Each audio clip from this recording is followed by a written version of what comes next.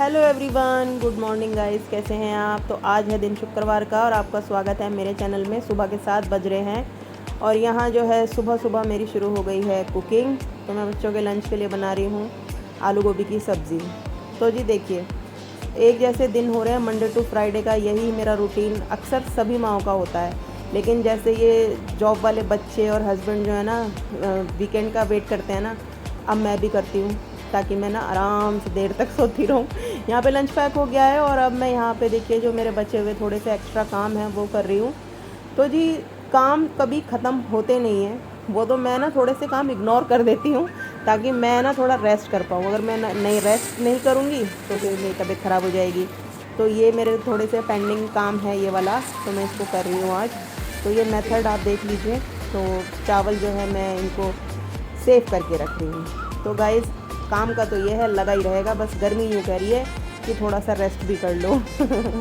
तो मैं ना थोड़ा थोड़ा रेस्ट भी करती रहती हूँ बीच बीच में और अपने काम भी करती रहती हूँ। तो मेरे कुछ ये वाले दिन इतनी गर्मी वाले कुछ इस तरीके से जा रहे हैं। आई होप कि जल्दी से बारिश हो और ये बारिश की वजह से जो है ना थोड़ा ठंडा हो और गर्मी जो है थोड़ी कम हो। मैंने ना अभी चावल करके रखे हैं और चावलों में डाली है माचिस की तीली। तो ये ना मेरी मम्मी का एक मेथड था कि वो 1 क्विंटल चावल लेती थी और उसमें माचिस की तीली डाल देती थी, तो साल भर चलते थे। जैसे वो सुरसुरी होती है ना और वो भी हो जाती है ना, तो वो ख़त्म हो जाती हैं। तो वही चीज़ें मैं भी करती हूँ। तो मैं ना ये सैंपल के लिए 10-10 किलो चावल लेकर आई थी जब मम्मी के इधर गई थी। तो अभी मैं पहले इनको यूज़ करूँगी और फिर मैं भी स्टॉक करूँगी इनको अगले महीने। तो एक चावल तो मैं इडली वाला लाई थी, छोटा चावल, और एक लाई थी बासमती का टुकड़ा।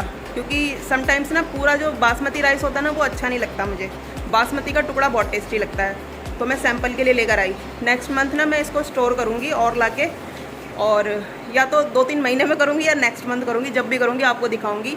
और हाँ, मैं एक चीज़ और बताती हूँ कि ना जैसे दालें भी लेते हैं ना हम लोग, इकट्ठी दालें ले लेते हैं कभी कभी, या गाँव से आ जाती है, तो उसको स्टोर करने का सबसे अच्छा मेथड है कि दाल को पहले सुखा लो धूप में और फिर ना उसमें सरसों के तेल का हाथ लगा लो, जैसे हाथों में चिपड़ चिपड़ के तेल को, और दालों को उसमें मल लो। तो वो भी साल भर बहुत अच्छी चलती है, उसमें कीड़े नहीं पड़ते। तो पहले हम ऐसा भी करते थे, बट अब दाल ज़्यादा नहीं लेते क्योंकि उतनी ज़्यादा लगती नहीं है। तो मेरी मम्मी को बड़ा शौक था, भंडार घर भर के रखती थी।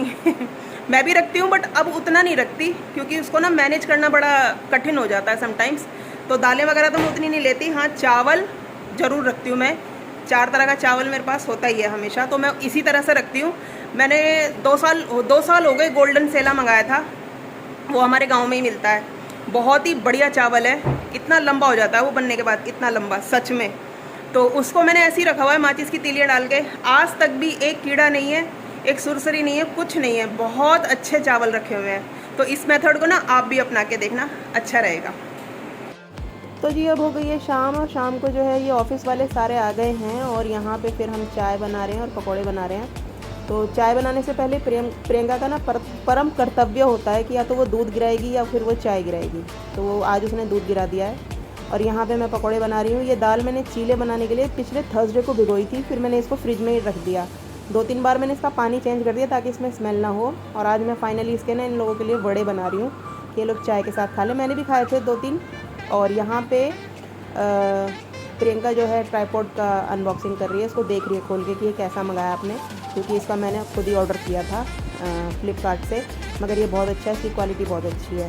तो देखिए मैंने ले तो लिया। देखिए इससे काम कब शुरू करती हूँ। मेरे सारे काम जो है ना डिले चलते रहते हैं, मैं हर काम में देर करती हूँ। तो गाइस यहाँ पे ना AC लगवा लिया है इस वाले रूम में भी, क्योंकि ना हमारे इस रूम में ना मेरे वाले में ठंडा तो होता नहीं है। फिर इसकी ना सेटिंग थोड़ी चेंज की है और इसको झाड़ा है कमरे को बड़े अच्छे से।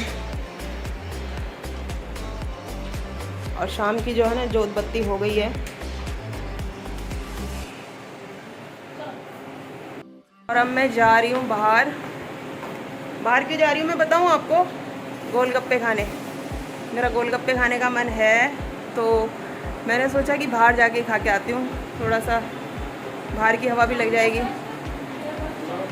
ठीक है, तो जाती हूँ। कभी कभी ना अपने मन का भी खाना खाना चाहिए। तो तबीयत तो ठीक है, बट ये जो शक्ल वैसी हो रही है ना, ये गर्मी की वजह से हो रही है, बहुत ज़्यादा गर्मी हो रही है। तो चलिए मैं गोलगप्पे खा के आती हूँ।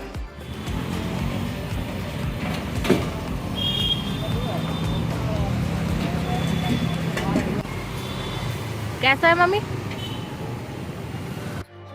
फिर यहाँ पे मैं गोलगप्पे खा रही थी, बट पानी ना उतना टेस्टी नहीं था, फीका फीका सा लग रहा था। मेरे को हंसी आ रही थी क्योंकि प्रियंका मेरी वीडियो बना रही थी। फिर हमने 2 प्लेट टिक्की लगवाई दोनों भाइयों के लिए और फलूदा लिया यहाँ से। फिर हम लोग ना घर चले गए, और जब घर गए थोड़ी देर बाद ना ईशी और भग्गू मोहित आए थे, और यहाँ देखिए ईशी खेल रही है।